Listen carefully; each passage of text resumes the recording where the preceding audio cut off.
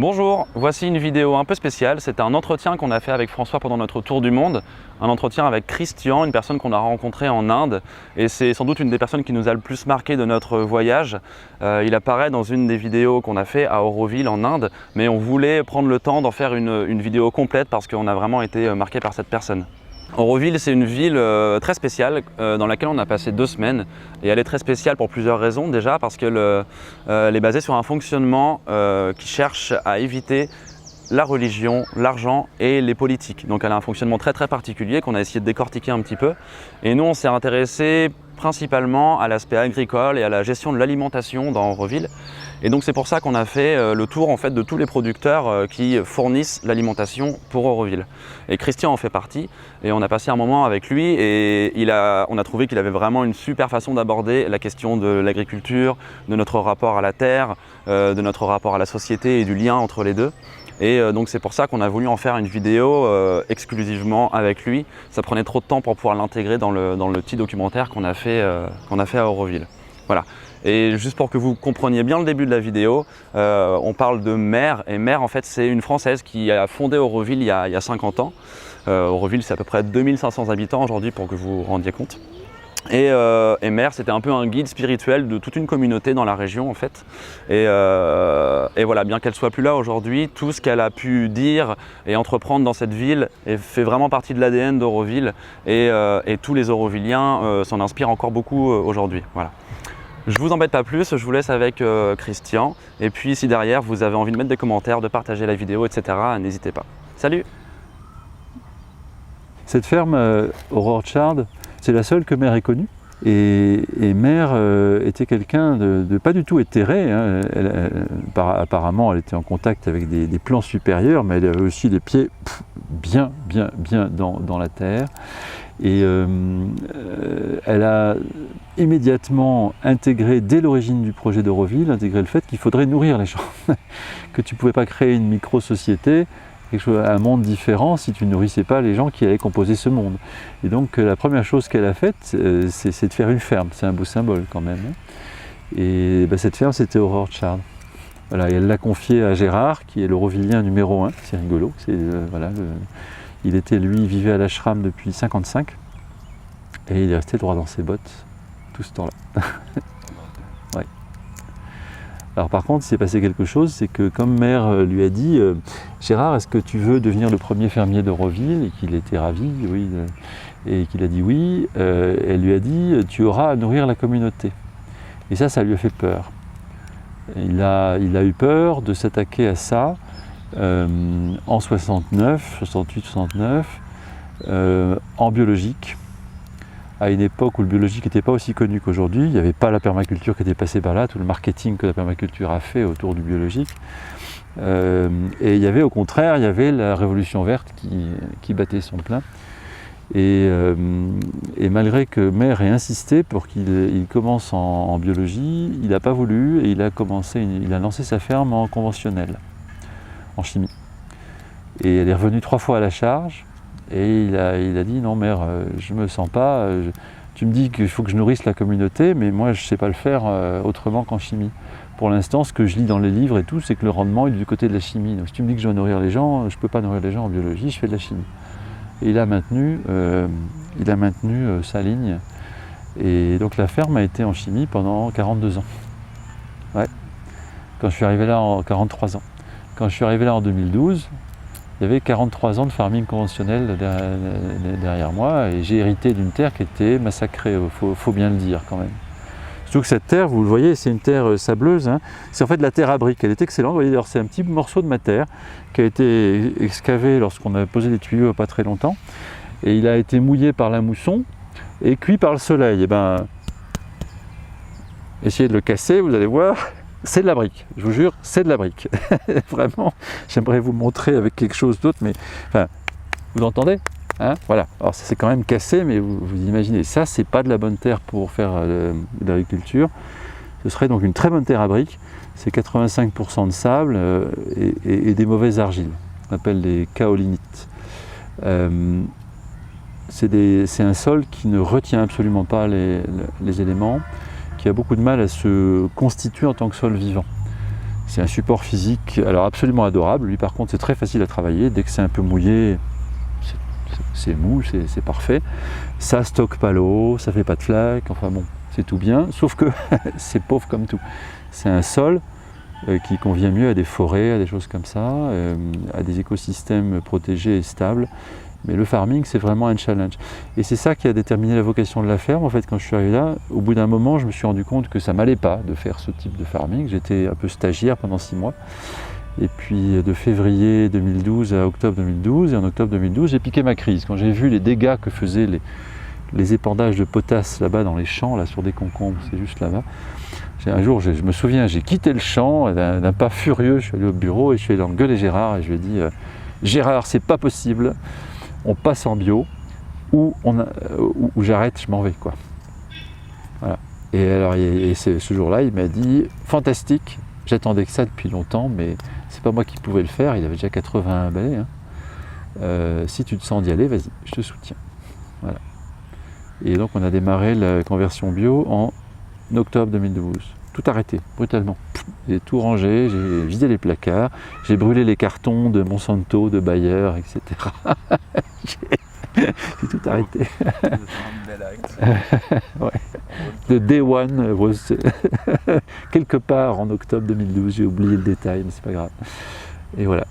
Donc la ferme que vous avez là est une ferme qui est en conversion depuis un peu plus de 6 ans maintenant. Et je dis qu'elle est encore en conversion parce qu'il y a eu beaucoup de dégâts et on a encore à travailler évidemment. Enfin, si vous voyez la forêt vierge que vous avez autour de vous, vous voyez le sweet corn énorme là-bas, vous le voyez plus, il était derrière moi, mais juste derrière moi, il y a eu justement à l'automne dernier, là, il y a eu un rang de concombres. Et pour moi, le concombre est un très bon indicateur parce que Gérard faisait beaucoup de concombres. Je ne sais pas pourquoi il adore le concombre et Auroville lui demandait du concombre, alors il faisait du concombre. Et il faisait du concombre sur le concombre, sur le concombre, sur le concombre, sur le concombre. Ça faisait 43 ans qu'il faisait du concombre. Et le problème, c'est que du coup, il ne faisait pas de rotation. Les éléments nutritifs nécessités par le concombre étaient complètement épuisés dans le sol. Les maladies liées au concombre étaient explosives dans le sol. Donc il mettait force potasse, NPK pardon, en français. Il mettait du fongicide, il mettait de l'insecticide, il mettait tout. Et le concombre réussissait plus ou moins. Évidemment, au bout de 6 mois, alors le sol était saturé au début quand j'ai arrêté, il a continué à réussir pendant un moment, il a continué sur son air, mais 6 mois après, mon concombre, c'était une misère, quoi. Il n'en restait rien. Et là, je me rappelle, donc début 2013, j'ai planté un millet à la place où mon concombre foirait. Et le millet a été fabuleux, on n'a jamais fait de celui-là, exubérant le millet. Bon, et ça m'a appris une chose, c'est que la nature est toujours prête à se régénérer, quoi. Il faut juste arrêter de lui taper sur la tête. Et quand tu arrêtes de creuser au même endroit bêtement et de faire ton trou, ben, au bout d'un moment, ça renaît, quoi. Voilà. Et puis j'ai ouvert la ferme aussi aux volontaires. Il a bossé, en fait il était seul pendant 43 ans à habiter sur la ferme, avec 0 volontaire et que des salariés. Et du coup, il n'était pas en prise avec la communauté. En tant que vieil ashramite, il avait un peu du mal à être en prise avec la communauté d'Auroville qui trouve un peu beatnik, un peu hippie sur les bords. Bon. Alors moi, j'ai complètement rouvert, j'essaye depuis 6 ans de rouvrir la ferme vers la communauté.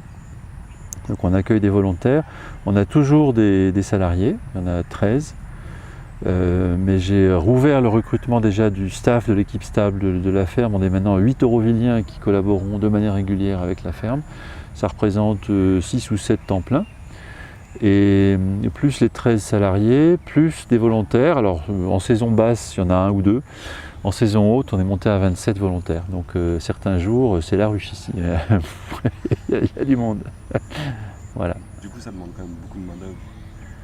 Ah bah oui, parce que ce que tu fais pas avec des machines, avec du pétrole, avec de la chimie, tu le fais avec de l'amour, de l'attention et tes mains. Donc effectivement, l'agriculture biologique en général, et particulièrement celle qu'on pratique, qu'il faudrait que je définisse un peu mieux d'ailleurs, c'est une agriculture qui est tout aussi intensive que l'agriculture conventionnelle. Souvent les fermiers traditionnels, conventionnels, ils te disent « ouais d'accord, faites du bio, c'est gentil le bio, mais bon, tu fais pousser tes 3 carottes, mais t'es pas intensif. » Mais si, en fait. Tu es complètement intensif, mais tu n'es pas intensif en la même chose. L'agriculture conventionnelle est intensive en intrants artificielle, elle est intensive en pétrole, elle est intensive en machines, elle est intensive en fongicides, en insecticides, en pesticides en général, elle est intensive en fertilisants. Et elle est intensive aussi en marketing, elle est intensive en gâchis, c'est-à-dire que quand tu produis effectivement des carottes, tu sais que tu vas en mettre ce petit bruit, c'est l'eau, c'est l'irrigation, ne vous inquiétez pas. Et quand tu produis des carottes, tu sais que tu vas en mettre peut-être 20 à 30% à la benne parce qu'elles ne correspondront pas aux règles du marché. Bon, non, nous on a un autre type d'intensivité. Cette intensivité-là, c'est une intensivité de soins, de présence, d'amour pour les plantes et de main-d'œuvre, il faut bien le dire. C'est-à-dire que quand la première année j'ai été envahi par un parasite qui s'appelle le Hada Beetle qui venait d'Amérique centrale et qui bouffe toutes les aubergines, mais alors sévèrement, hein, quand il passe sur l'aubergine, il ne reste pas grand-chose de l'aubergine, et j'ai été obligé de l'écraser à la main parce que je n'allais pas mettre des poisons. Donc j'ai passé 1 an ou 2 à écraser mes pucci, on appelle ça à la main, mes petits insectes, voilà. Et puis après la nature a fait son boulot, il y a un prédateur qui est arrivé, je ne sais déjà toujours pas lequel, ne me demandez pas, il y a un équilibre qui s'est fait, mon Hada Beetle il est toujours là, il me bouffe toujours un peu d'aubergine, mais ça va, on est devenus copains, je veux dire, il fait partie du paysage, bon ok ça va. Il mange un petit peu de mes récoltes, mais chacun doit vivre, sinon le monde est cruel. Voilà. Alors oui, qu'est-ce qu'on fait comme farming? En fait, la vocation, ou plutôt la pratique de la ferme a été définie par... c'est bien, ça va faire le lien avec l'énergie, vous allez voir.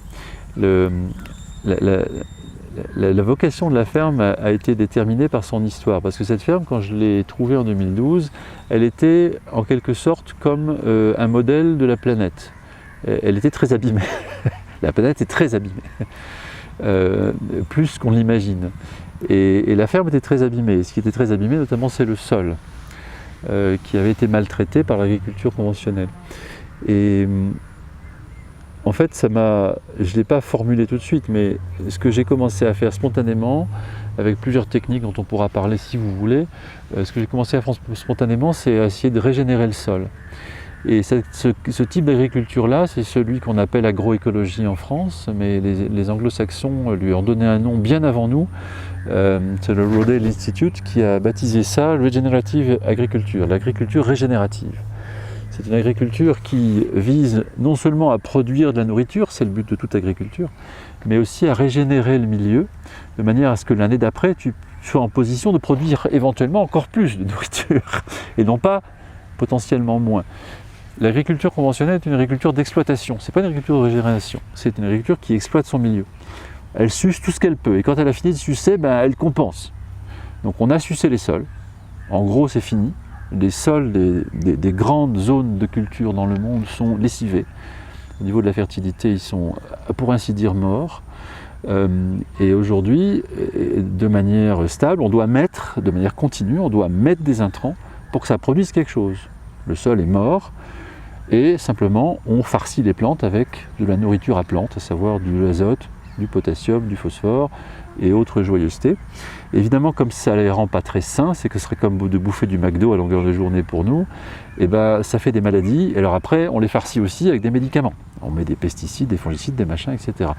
Et comme évidemment ça fait des légumes qui ne sont pas très sains et que c'est ça qu'on mange, on devient malade, donc tu as aussi besoin de médicaments, tu te fais des cancers, des machins, et tu as aussi besoin de médicaments, et ça tombe très bien parce que ceux qui vendent les engrais, ceux qui vendent les pesticides et ceux qui vendent les médicaments, c'est les mêmes.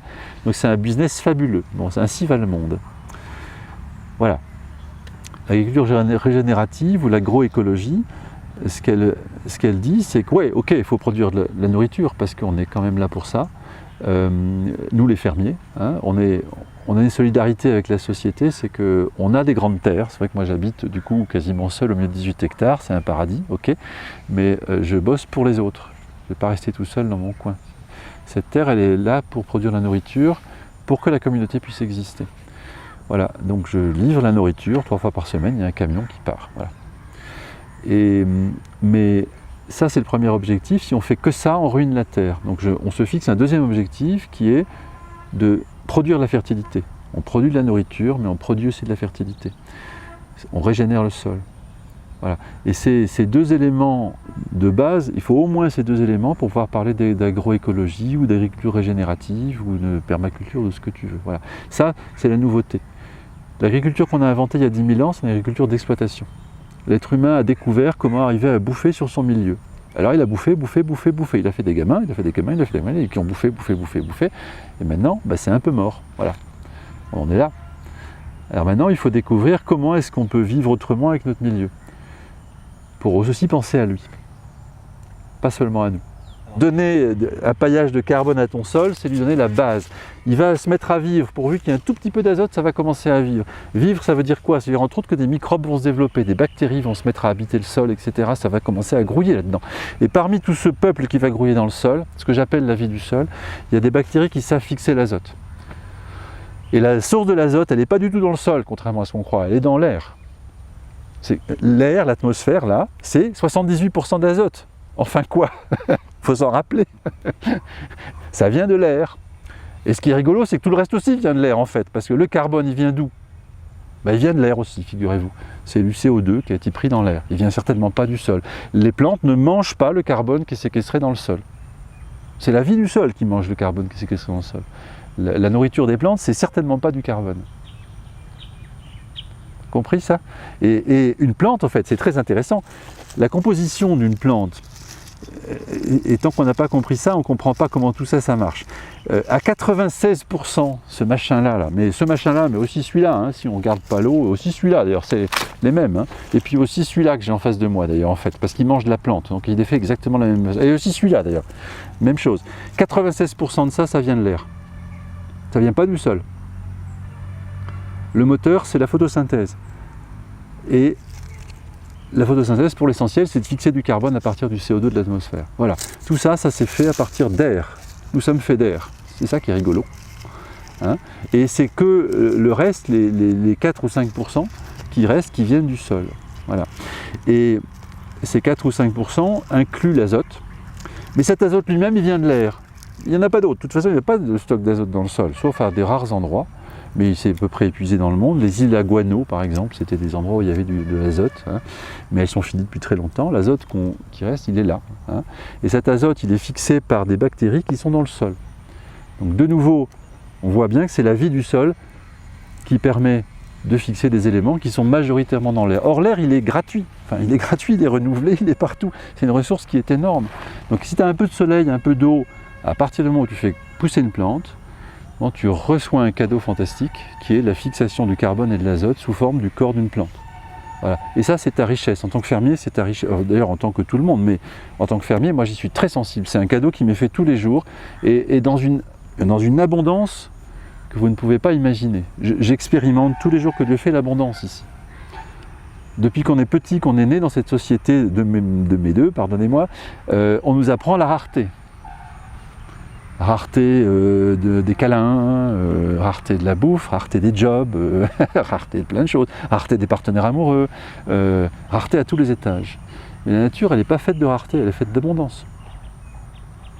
Et quand on observe ça, quand on reçoit ce cadeau-là, du coup, waouh, tout qui se met dans l'autre sens. Et on construit des choses qui marchent un peu autrement, qui peuvent marcher sur le don aussi, parce que quand il y a abondance, quand il y a un gâteau, tu as envie de le partager, c'est facile. Tu vois, évidemment, quand il n'y a pas de gâteau, Toi, tu as rouvert un peu le lien avec Auroville. Ouais. Et qu'est-ce que ça a changé dans ta dynamique de travail par rapport au lien Ça change tout. Ça change tout, là.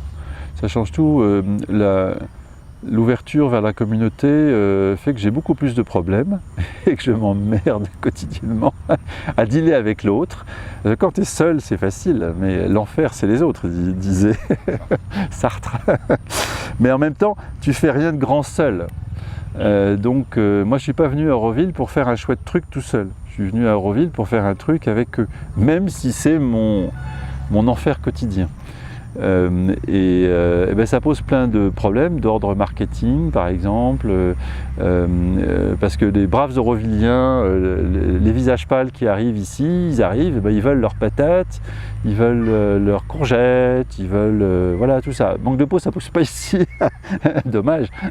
Et donc ces braves gens veulent des cajots de courgettes, veulent des cajots de patates, veulent des cajots de plein de choses qui ne poussent pas ici. Et comme pour l'instant personne leur a dit, et on les fait venir, donc c'est plein de pétrole, on les fait venir des montagnes, de coins de coins de l'Inde.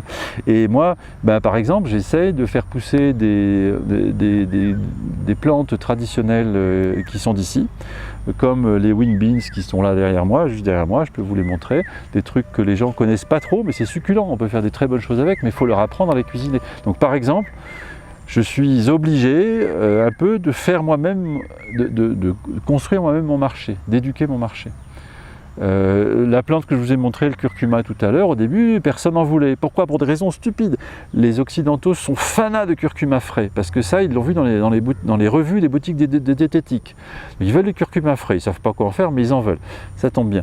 Mais manque de peau, le staff de la coopérative, il est tamil. Et les tamils, ils mangent le curcuma en poudre. Le curcuma frais, ils ne connaissent pas. Ils ne connaissent vraiment pas.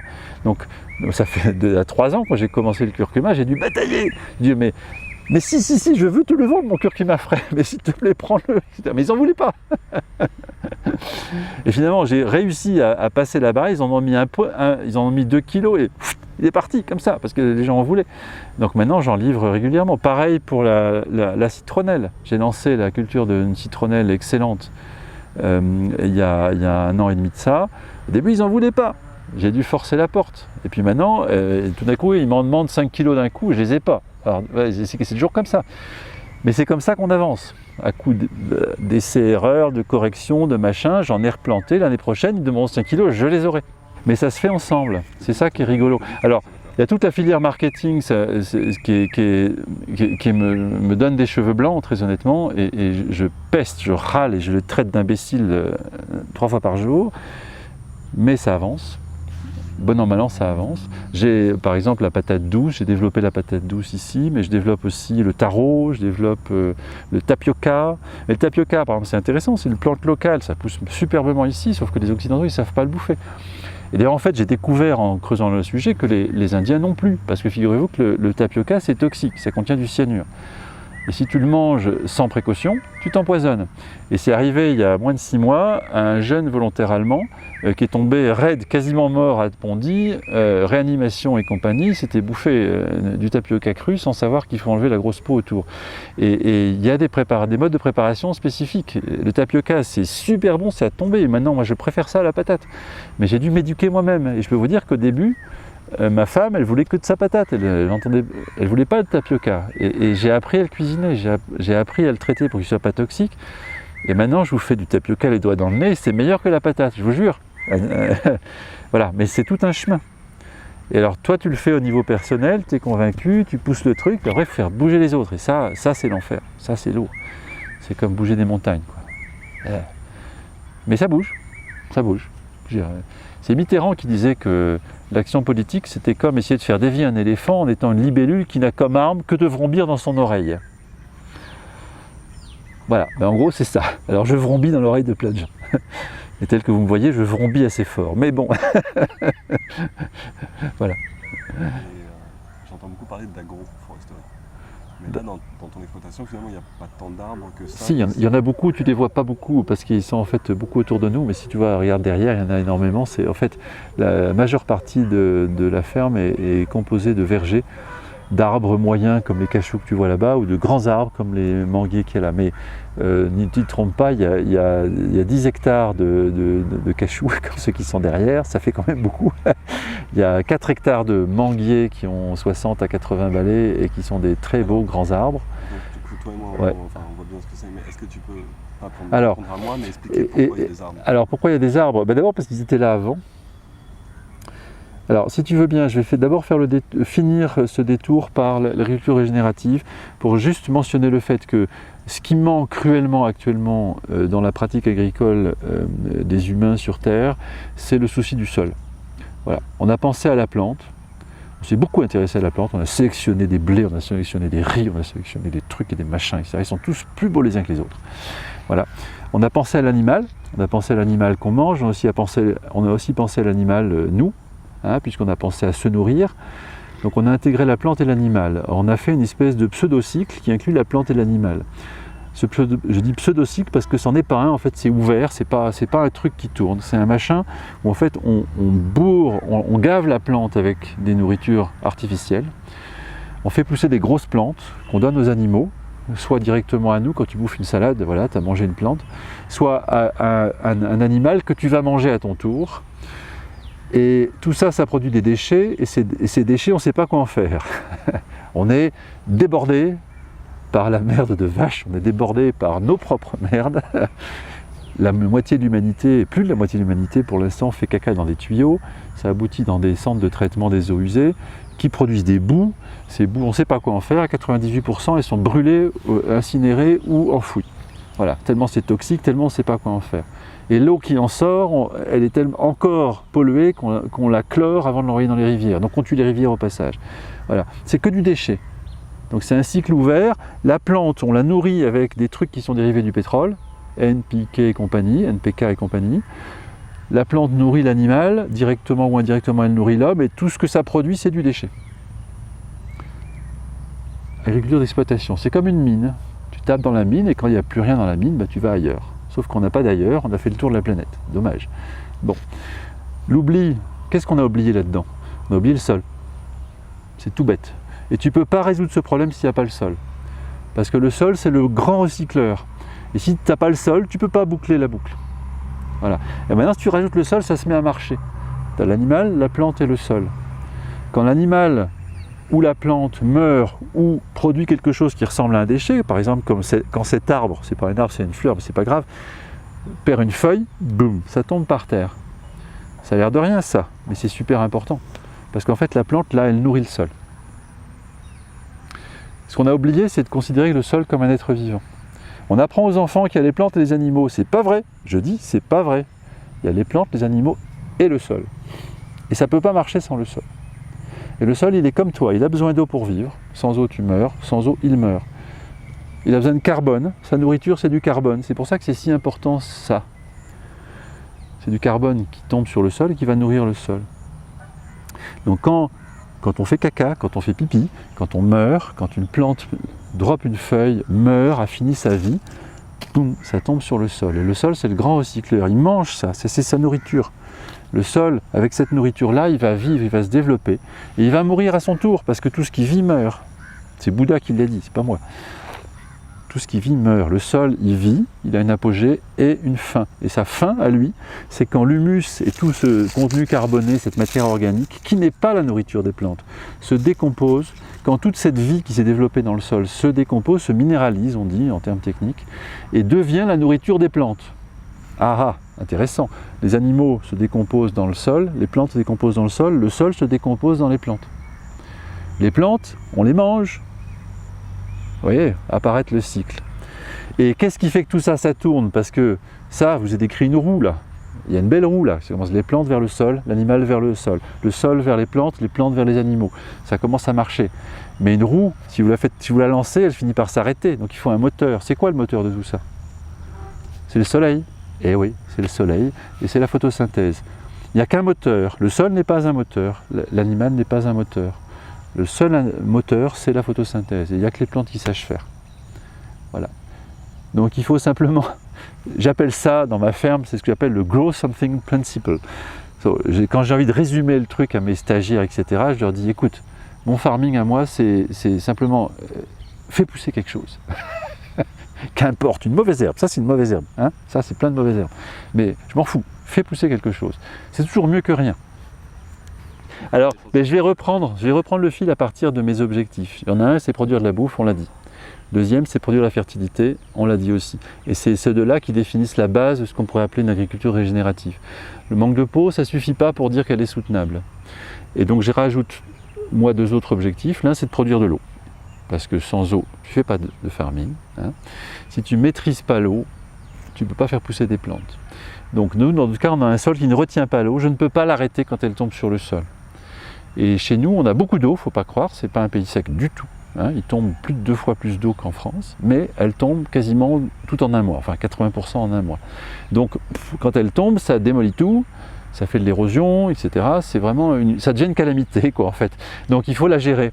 Pour que ce ne soit pas une calamité mais une bénédiction, il faut la gérer. Donc on fait des diguettes, on fait des chenaux, on fait des grands trous où l'eau s'accumule et s'infiltre dans le sol. Et je récupère toute l'eau qui me tombe sur la tête pour la remettre dans l'aquifère qui est sous mes pieds. Et de cet aquifère, je repompe que 10 à 15%. Le chiffre moyen sur la planète pour l'agriculture, c'est 70 à 75%. Vous voyez, donc voilà, j'estime que là, j'ai déjà atteint mon objectif. Zéro reneuf, zéro ruissellement, c'est-à-dire qu'il n'y a pas une goutte d'eau qui soit tombée sur la ferme qui en sorte. Toute l'eau qui tombe là-dessus est utilisée. Voilà, et stockée tant que faire se peut. Hein. Donc maîtrise de l'eau, être producteur d'eau. Et le quatrième objectif, c'est être producteur d'énergie. Alors dans certains cas, tu pourrais t'en passer. Si tu es dans un pays béni où tu peux fonctionner avec les pluies, si tu as beaucoup de manœuvres, tu pourrais dire « Oh, je fais ça comme Néandertal ». Je fais ça à la main. Manque de peau dans mon cas, pour la raison précédente, comme mon eau, je ne peux pas la garder, qu'elle s'infiltre en dessous, je suis obligé de la pomper. Donc j'ai un peu besoin d'énergie, au moins pour ça. Et en fait, j'en ai besoin pour plein d'autres choses. J'ai besoin aussi d'un broyeur pour transformer mes coupes d'arbres en paillage, etc., etc. Donc voilà, on arrive à l'énergie. Le quatrième objectif que je me fixe, c'est de devenir net producteur d'énergie. Et celui-là, je ne l'ai pas encore atteint, mais je m'y attaque cette année. Et je m'y attaque, c'est pour ça que dans notre échange de mails, je disais, mais pour l'instant, on est vraiment le contre-exemple, c'est nul ce qu'on fait pour l'instant. Je peux vous dire, mes pompes, elles sont branchées sur le réseau électrique de tout le monde, et quand ils s'arrêtent, mes pompes s'arrêtent. C'est mauvais en termes de résilience. Pire que ça, dans le Tamil Nadu, les politiciens, pour se faire élire, ont offert l'électricité gratuite aux paysans pour pomper. Ce qui fait qu'ils pompent comme des fous, ils vident les aquifères, c'est un scandale. Et la région va s'écrouler à cause de cette bêtise-là. Mais j'en profite honteusement. Pour l'instant, je pompe à l'œil. C'est fantastique. Donc je suis un contre-exemple absolu. Alors là où ça devient plus intéressant, c'est que j'essaie de me soigner. Et ce qu'on va faire cette année... Alors, pourquoi est-ce que aussi je dis qu'une ferme devrait être net producteur d'énergie? Parce que, de nouveau, on a des grandes terres, donc on a de la biomasse. On a du matériau, on peut brûler du bois au pire, hein, on peut faire un peu mieux que de le brûler.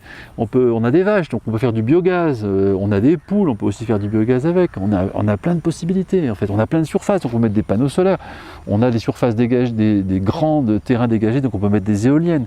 Donc c'est à nous de maîtriser l'énergie, hein, plus qu'au particulier qui vit en immeuble. Qu'est-ce qu'il peut faire le pauvre dans son appartement? Pas grand-chose. Nous on peut faire. Donc ma responsabilité en tant que fermier, c'est de devenir net producteur d'énergie. Alors je m'y attaque cette année, c'est un nouveau projet pour la ferme. J'ai eu l'opportunité en fait de démarrer ça parce qu'on a eu des problèmes avec nos puits. C'est tout bête, j'ai un puits qui est hors service, j'en ai deux pour l'instant. Il y en a un où je ne peux pas faire autre chose que pomper à l'électricité pour le moment. Mais il y en a un qui est assez superficiel, qui n'est qu'à 50 mètres, où je peux, et sur lequel, comme j'en ai deux, je peux me permettre qu'un des deux ait un débit assez bas. Donc je peux me permettre de le basculer en solaire. L'autre problème, c'est que j'ai une grande terre qui s'étend vers le sud, là-bas où il n'y a pas d'eau. En fait, j'ai pas de puits dans ce coin-là. Mes deux puits sont au nord de la ferme, en fait. Et donc je vais creuser un troisième puits ici et l'équiper d'une éolienne. C'est dans le verger des mangues dont je vous parlais tout à l'heure. Donc on va assez rapidement basculer, en fait créer un troisième puits, basculer un des existants sur du solaire, et ouvrir le troisième sur de l'éolien. Donc on aura une première étape, on va dire, vers un peu plus d'autonomie et de résilience en matière d'énergie. Mais c'est extrêmement timide, parce qu'il restera... L'énergie pour un fermier, c'est passionnant, parce que par exemple, j'utilise beaucoup de diesel. Mon broyeur, c'est un diesel. Mais je peux faire pousser des graines qui fassent de l'huile à diesel. J'ai des noix de coco partout. Tu peux faire tourner un diesel avec de l'huile de coco. C'est vachement rigolo comme challenge. Et ça, c'est vraiment des défis que j'aimerais bien relever dans les années qui viennent. Là. Mais il faut trouver des compétences, il faut trouver des gens qui ont envie de bosser là-dessus, qui ont envie de faire des essais, que ça rate, puis de recommencer. Puis voilà. Tout est à réinventer. On est tellement paresseux, on a tellement tout qui est livré comme ça, tout ton robinet, l'eau coule. tu tires la chasse d'eau, ça part, voilà, c'est nettoyé, voilà, tu allumes ton interrupteur, boum, la lumière vient. On est devenu paresseux, c'est terrible, on ne sait plus rien faire. J'ai tous les ingrédients ici, je vous dis, j'ai de la noix de coco, j'ai des diesels. Mais pourquoi je ne mettrais pas mon huile dans mon diesel? Il y en a qui le font, ça marche. Il y a eu une époque où ils n'ont pas pu être paresseux parce qu'ils avaient vraiment l'épée dans les reins. C'était l'époque du conflit avec l'ashram dans les années, fin des années 70, début 80, où l'ashram leur a coupé les vivres et il a bien fallu qu'ils fassent pousser leur bouffe, donc ils se sont mis à devenir des bons paysans. Et ils avaient besoin d'énergie, etc. Donc ils ont développé du biogaz et ils ont été extrêmement vertueux. Mais nécessité fait loi, tu sais, pour l'humain. Et quand il n'a pas besoin, il ne fait pas. C'est aussi bête que ça. Et par exemple, sur Orchard, il y a deux sites de biogaz abandonnés depuis 25 ans. Est-ce que tu peux en parler du coup un peu, savoir pourquoi ça ne marche plus? Alors pourquoi ça ne marche plus? Parce que c'est sale. Et ça me fait la jonction. Et ce que je voulais te dire, c'est pourquoi c'est si difficile de trouver du support? Parce que personne ne veut mettre ses mains dans la merde, c'est tout. C'est aussi simple que ça. Parce qu'on a perdu le contact avec le sol et qu'aujourd'hui on a construit une culture humaine qui est hors sol. Et quand je dis hors sol, c'est hors sol au sens large, c'est hors caca, pipi et tout ce qui est sombre et sale et caché, etc. On ne veut pas avoir ça. On ne veut pas avoir la maladie, on ne veut pas avoir la mort, on ne veut pas voir... Et du coup, on nie le sol. Le sol, c'est le grand recycleur, je vous le dis. C'est celui... Regardez le symbole du Tao, vous le connaissez celui-là, le yin, le yang glorieux qui monte, qui fleurit vers le ciel, machin, etc. Il n'y a que lui qu'on veut voir. Dans les boutiques, on tend la main vers les tomates rouges, vers les courgettes vertes, vers les trucs, c'est beau, etc. Mais il faut se rappeler que tout ça, ça pousse que parce qu'il y a des choses qu'on pourrit avant, et sont mortes. Et si on n'assume pas cette dimension de pourriture, de mort, de recyclage, etc., alors on finit par mettre de la chimie. Parce qu'il n'y a pas d'autre moyen. Il faut bien nourrir les plantes. Et soit les plantes se nourrissent de la mort du sol, soit elles se nourrissent d'engrais. Voilà, tu n'as pas le choix en fait. Donc si tu nies le sol, si tu nies la maladie, si tu nies la mort, si tu nies la décomposition, si tu nies le noir, si tu nies le yin qui redescend, eh ben, tu es obligé de construire ce qu'on a construit, c'est-à-dire un monde complètement artificiel, ce que j'appelle hors sol, comme une pyramide où on a pas mal de choses. On n'a encore des corps, jusqu'à preuve du contraire, mais ils font de moins en moins d'enfants, ce qui laisse à penser quand même qu'il y a un truc qui se met à clocher dans l'humanité. On a de la culture, ça oui, ça, et c'est une belle enflure d'ailleurs. On a oui, de plus en plus d'ailleurs de couches culturelles avec Internet, avec Facebook, avec machin, etc. J'ai une fille de 17 ans, ma dernière. J'ai eu 5 enfants, j'ai eu l'occasion de voir. Ma dernière de 17 ans, c'est incroyable comme elle a la tête farcie de faits culturels qui sont totalement hors sol. Voilà. Mais le problème, c'est que la vérité des choses, à un moment, elle doit s'ancrer dans le sol. Et si elle ne s'ancre pas, eh ben, le sol, la matière se rappelle à toi. Voilà. Elle se rappelle de manière un peu dure, parfois, par la maladie, par les catastrophes, par des famines éventuellement, par le manque d'eau. Voilà. Et malheureusement, à Auroville n'a pas été fondée explicitement par Mère avec built-in inside le lien avec le sol. Elle l'a dit, mais un peu rapidement. Elle a parlé du corps, elle n'a pas cessé de parler du corps, mais notre cerveau est tellement intelligent qu'il arrive à abstraire même le corps. Ça devient une idée. Mais non, le corps, c'est vraiment le corps. Et quand je dis vraiment, vous imaginez peut-être pas à quel point c'est matériel. Voilà. Et c'est très dur. Moi, j'ai découvert mon corps, j'avais 50 balais. Et pourtant, j'avais passé déjà 25 ans en thérapie. Et c'est grâce à ça que je suis devenu fermier. Sinon, j'aurais pas pu faire ça. Vous voyez ? Parce que ça, sans le corps, ça ne marche pas. Sans ce yin, sans ce noir, là, sans être capable d'intégrer cette dimension-là. Et Manque de peau, elle a dit des choses. Elle a dit, Auroville, la terre dont la ville a besoin. Alors, si vous y réfléchissez soigneusement, la ville dont la terre a besoin en 2018, on commence à savoir ce que ça veut dire. Ouais. On commence à savoir que ça veut dire retourner vraiment vers la terre. Mais à Auroville, en majorité, ça n'a pas été compris, ça. Voilà. Donc on est encore hors sol. On est encore hors sol, et c'est pour ça que mes supports dans le sein de la communauté, je peine encore à les trouver, parce que au sein de la communauté, il n'y a pas tant de gens qui sont prêts à intégrer dans leur vie, dans leur corps, une pratique, en tout cas une présence auprès de la terre, pour faire ce lien avec la terre, la nourriture, eux-mêmes, et puis tout le reste après, effectivement, la culture, la spiritualité, tout ça, ça peut se construire. Mais ça ne peut se construire de manière valide que si c'est ancré. Pour le moment, c'est pas très bien ancré. Voilà.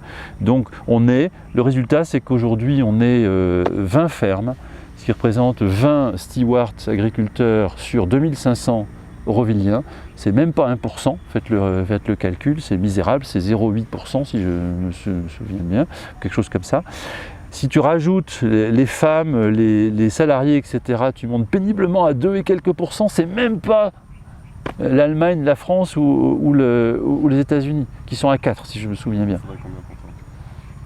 Mais 30% au bas mot.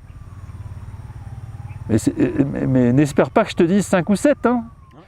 On devrait tous avoir une partie de notre vie en prise avec la réalité de la terre, du sol, de la bouffe, etc. Même si c'est qu'une partie.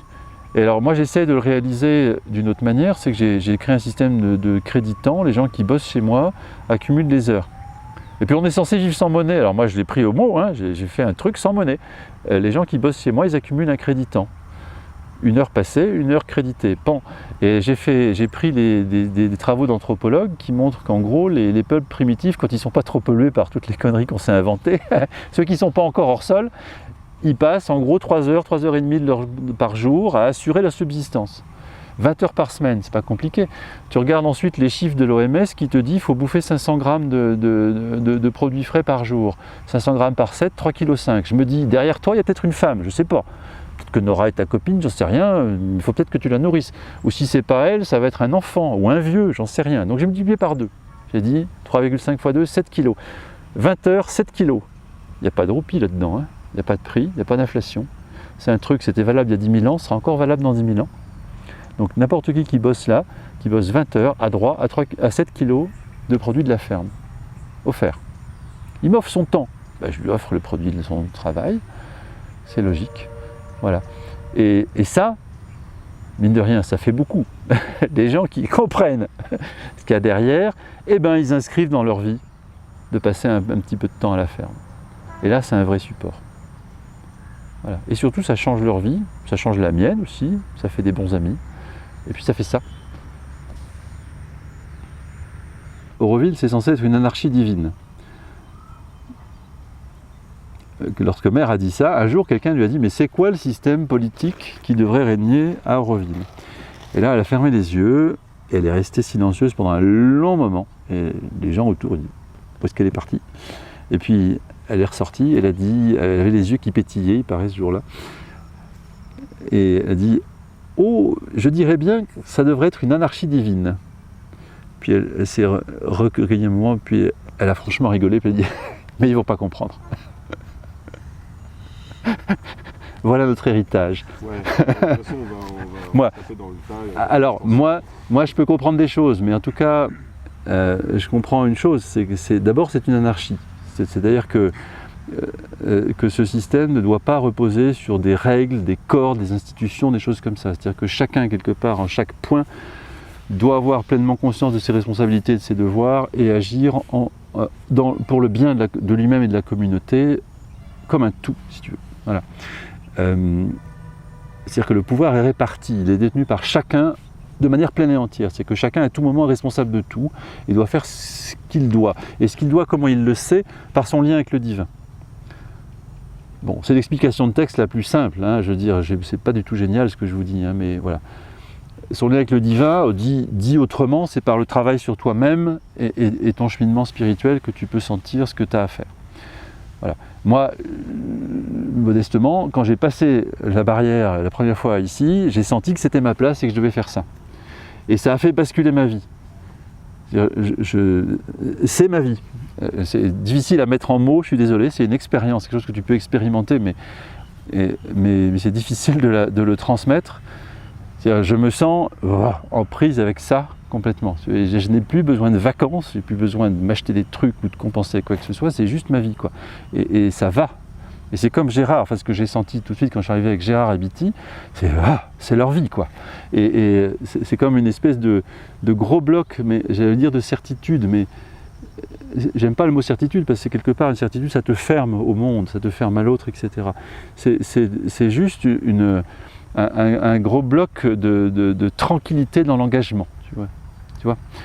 Et il y a un moment où tu sais, et savoir avec un grand S, c'est une expérience, c'est pas une pensée. Il y a un moment où tu sais, moi je sais que je dois faire ça. Peut-être que demain je saurais que je vais faire autre chose, mais pour l'instant je sais que j'ai à faire ça. Voilà. Et ça, cette connexion-là, c'est une connexion qui me vient d'un travail sur moi-même qui est intensif. J'ai passé 30 ans de ma vie en thérapie pour descendre un peu au fond, essayer de faire le ménage de toutes les merdouilles qui m'empêchent de voir. Mais en fait, voir ou savoir, c'est absolument pas magique, c'est juste enlever la merde que tu as devant les yeux. Et quand tu enlèves assez de merde, bah, tout à coup, voilà, tu sens qui tu es et ce que tu as à faire. Et à ce moment-là, tu ne te poses plus de questions. J'ai arrêté de penser ce jour-là. Je ne réfléchis plus, je vous jure. Hein.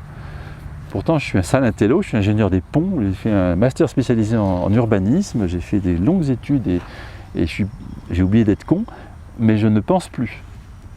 Ce que j'ai à faire, je le sais. Je le sais et c'est dicté par les choses. Et ça me va, complètement. C'est assez étrange comme sentiment. Je ne sais pas si vous pouvez percevoir. Voilà, donc c'est ça, on est censé être là à Auroville. Voilà. Évidemment, le problème c'est que peut-être que chacun pense être là. Moi aussi, mais peut-être qu'on se trompe. Parce qu'on n'est que soi après tout. Et on est encore limité, on a encore un peu de merde dans les yeux. Bon. Mais ça, ben, c'est comme ça, on ne peut pas éviter ce truc-là. En tout cas, ce qui est demandé à chaque Aurovillien, c'est d'avoir ce type d'engagement-là, d'aller dans cette direction-là et d'y aller de manière complète. Voilà. Alors maintenant, Auroville, donc la ville dont la Terre a besoin, anarchie divine, qu'est-ce qu'elle a dit d'autre? Elle a dit aussi la charte que vous connaissez, les quatre grands thèmes de la charte, et belongs to nobody in particular, et c'est important, Auroville n'appartient à personne en particulier, et moi j'ai envie de rajouter, et particulièrement pas aux Aurovilliens. Je dis particulièrement pas aux Aurovilliens, et particulièrement est important parce que justement, quand tu es Aurovillien, tu peux te dire que parce que tu es Aurovillien, que tu es arrivé quelque part. Et là intervient l'ego spirituel, tu dis ah ouais, moi je suis Aurovillien, ouais, je suis quand même un peu un être à part, etc. Machin. Ben non, pas du tout. Parce que tu as peut-être compris complètement de travers. En tout cas, tu as compris ce que tu as compris. C'est bien que tu sois là, on te félicite, mais accueille les autres. C'est pour ça que j'ai ouvert la ferme aux volontaires, parce que des gens qui viennent, même ne fût-ce qu'un jour, qu'il ce soit un jour, une semaine, 3 mois, 1 an, j'ai tous les cas ici. Hein. Il y a ceux aussi qui viennent un jour et qui restent 5 mois, ça m'est aussi arrivé. Ceux-là, ils sont porteurs de quelque chose, toujours. Ils sont porteurs de quelque chose et quand ils vont repartir, ils seront aussi porteurs d'autres choses. Ils seront nourris ici, etc. Donc pour moi, tout ça, c'est Auroville. Auroville n'appartient à personne en particulier, particulièrement pas aux Aurovilliens. Il appartient à tous les gens qui la font. Et vous qui êtes là aujourd'hui, vous la faites. Vous allez porter une parole. Je ne sais pas ce qu'il en restera. Quoi que vous disiez, vous allez porter quelque chose. Donc vous faites partie d'Auroville pour moi. Voilà. Donc c'est très difficile à décrire, évidemment, ce machin-là.